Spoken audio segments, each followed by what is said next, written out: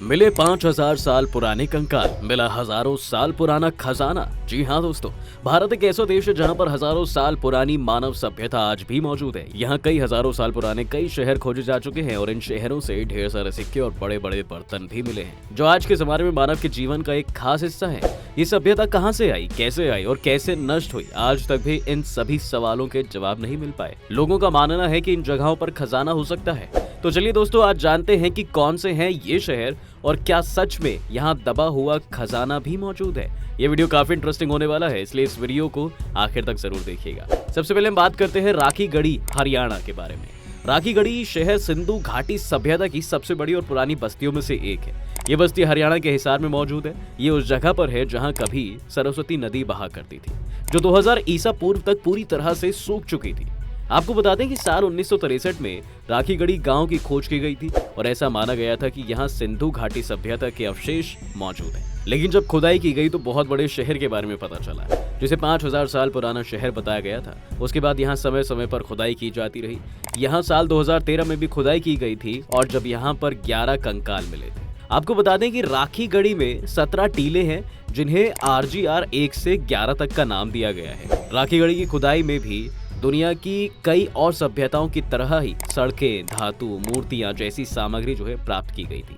इस सभ्यता को लेकर कहा जाता है कि राखीगढ़ी के आसपास करीब 8000 साल पहले भी मानव सभ्यता मौजूद थी। आज की राखीगढ़ी उस दौर में देश का पहला सुनियोजित नगर यानी कि प्लांट सिटी हुआ करता था। साल 2015 में इस जगह की फिर से खुदाई की गई थी। उस समय राखीगढ़ी के आसपास के एरिया में 900 स्क्वायर मीटर में खुदाई की गई थी, जिसमें कई कंकाल और सभ्यता के अवशेष मिले थे। उस समय यहाँ पर 4 और कंकाल मिले थे और जब इनका DNA टेस्ट किया गया तो पता चला कि ये कंकाल 4500 साल पुराने थे।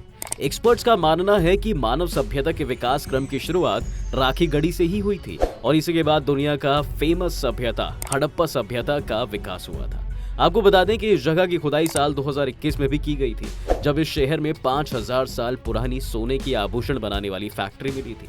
साल 2021 में जो खुदाई की गई थी, यहाँ पर सुराही, कीमती पत्थर, खिलौने, मुहर जैसी चीजें मिली थी, जिनको की म्यूजियम में रखा गया है।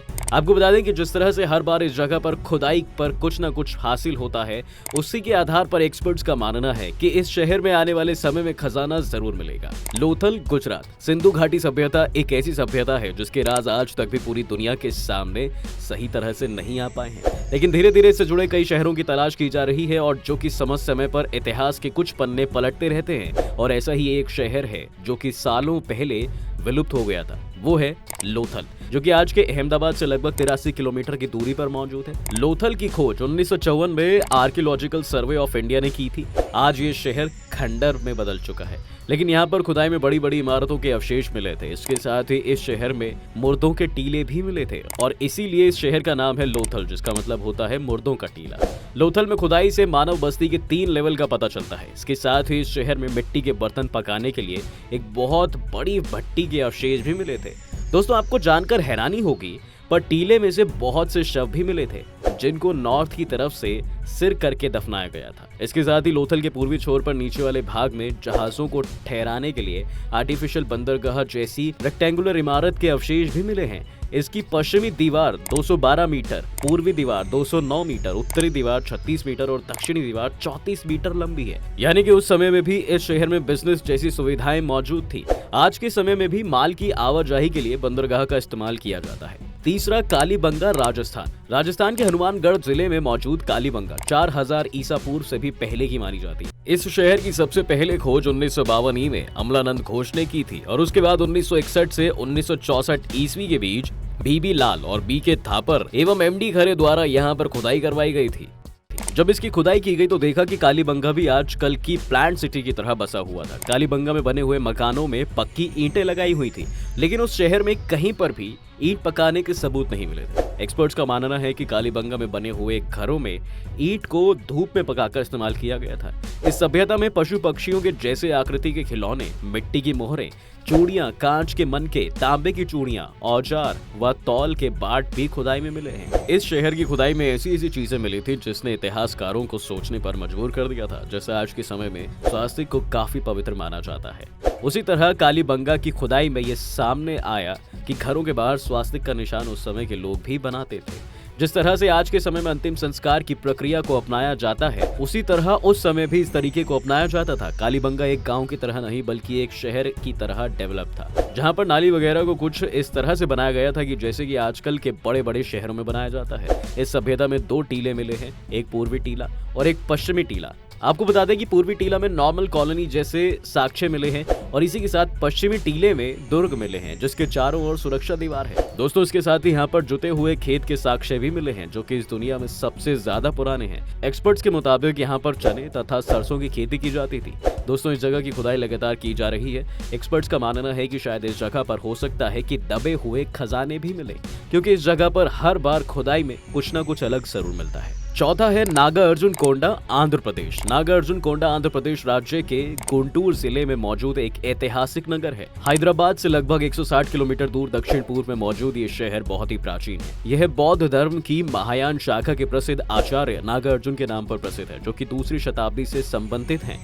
इस शहर का नाम नागार्जुन के नाम पर ही रखा गया है। माना जाता है कि इस क्षेत्र में संबंधित सारी बौद्ध गतिविधियों के लिए जिम्मेदार थे। उस समय ये एक समृद्ध बौद्ध नगर हुआ करता था। यहाँ पर 1927 से 1931 तक खुदाई की गई थी। यहाँ पर 9 बौद्धों के जीवन के अवशेष भी मिले थे। ऐसा कहा जाता है कि यहाँ पर नागार्जुन सागर बांध का निर्माण किया गया था, जिसके कारण इस नगर के सारे अवशेष उसमें डूब गए थे। फिर इनको वापस खुदाई कर और निकाल कर ऊंची जमीन पर रखा गया था और आज ये एक आइलैंड बन चुका है। दोस्तों, यहाँ पर मिले अवशेष से पता चलता है कि यहाँ पर ईसा की प्रथम शताब्दी से ही भारत का चीन और यूनानी जगत तथा लंका से संबंध था और वहाँ के लोग यहाँ पर पढ़ने के लिए आया करते थे। नागार्जुनकोंडा का स्तूप 1926 में खोजा गया था। इसके बाद 1954 की खुदाई में नागार्जुनकोंडा से संगमरमर के 2 मूर्ति पट प्राप्त हुए थे, जो कि आज सिंगापुर के म्यूजियम में सुरक्षित हैं। इस द्वीप का संरक्षण आज भी भारतीय पुरातत्व सर्वेक्षण विभाग करता है। यहाँ तक जाने के लिए मोटर लॉन्च से जाना पड़ता है। द्वीप पर एक म्यूजियम भी है। इस म्यूजियम में एक काफी खास प्रतिमा नाग मुचलिंद की है, जो तपस्या के समय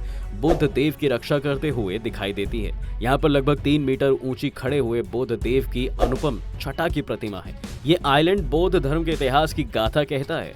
आपको बता दें कि इस शहर से ऐसी कई कीमती चीजें मिली हैं जिनको आज तक सरकार द्वारा संभाल कर रखा गया है, क्योंकि ये किसी खजाने से कम नहीं है। 5वां है सारनाथ, उत्तर प्रदेश। दोस्तों, सारनाथ शहर उत्तर प्रदेश का शहर है, जिसको महात्मा बुद्ध के लिए जाना जाता है, क्योंकि सारनाथ ही वह जगह है जहां गौतम बुद्ध ने सबसे पहले धर्म की शिक्षा दी थी। दरअसल भारत में 19वीं शताब्दी में जब Indian art and archaeology department develop हुआ था, तब अलेक्जेंडर निंघम ने सारनाथ की खुदाई करवाई थी। ये खुदाई साल 1836 में शुरू हुई थी, जो कि लगभग 100 साल तक चली थी। ये खुदाई 1932-33 के आसपास बंद हुई थी। दोस्तों, इस जगह पर 1904 में ब्रिटिश सर्वेयर SF आर्टल के समय जब खुदाई चल रही थी, तभी अशोक स्तंभ मिला था। इसके साथ ही इस जगह पर कुछ मिट्टी के बर्तन और लोहे की सामग्री भी मिली थी। आपको बता दें कि ये जगह 4 प्रमुख बौद्ध तीर्थ स्थानों में से एक है। इस स्थान पर 259 ईसा पूर्व अशोक सम्राट ने बड़ा सा धमेका स्तूप का निर्माण करवाया था। साथ ही आपको बता दें कि यहाँ कई सारी बुद्धि स्ट्रक्चर्स भी प्राप्त की गई हैं। माना जा रहा है कि ये संरचनाएं 3री शताब्दी ईसा पूर्व से 11 शताब्दी CE के बीच जोड़ी गई हैं। सारनाथ वाराणसी से करीब 10 किलोमीटर दूर है।